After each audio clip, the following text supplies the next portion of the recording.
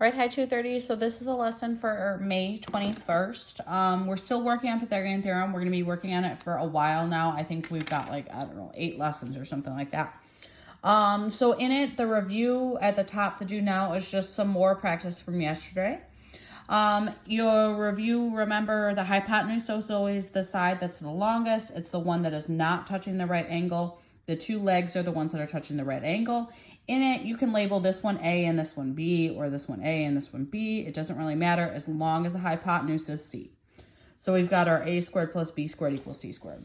Now, to help you out a little bit, rather than relying on a calculator today, we're going to be using this chart. All I did was square each number. So 1 squared, 1 times 1, 2 squared, 2 times 2, 3 squared, 3 times 3, so on like that. All right, so what we're going to be doing today is learning how do you find the length of a leg of a right triangle. Yesterday, we were only finding hypotenuses. Today, you'll see that the variable is sometimes A or B, depending on what's going on here. So what we're going to do here, it looks like we're trying to find B. So the hypotenuse, remember, is this one over here, the one that's not touching the right angle. So I know that that one's going to be C. And since we've already got B and C, that means this one has to be A.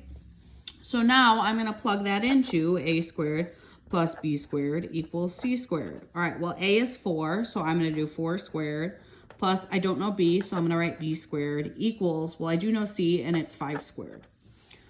All right, so let's solve. We've got 4 squared, which is 16, plus B squared equals 5 squared, which is 25.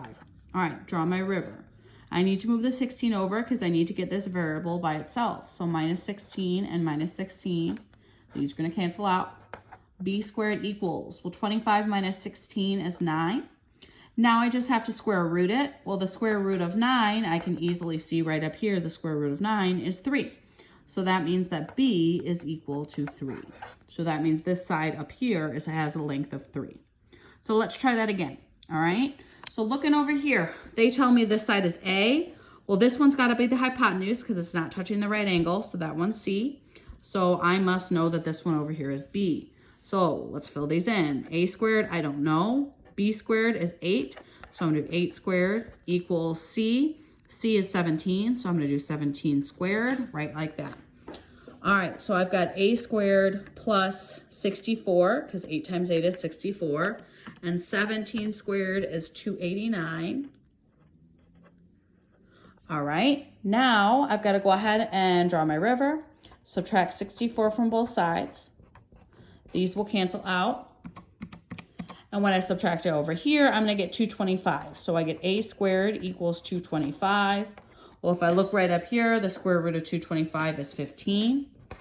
So that means that A equals 15. Now, let's say I didn't have this chart, but I did have a calculator. I could always type in 225 into my calculator, hit the square root button, and I see that it is 15. So that means that this side right here has a length of 15.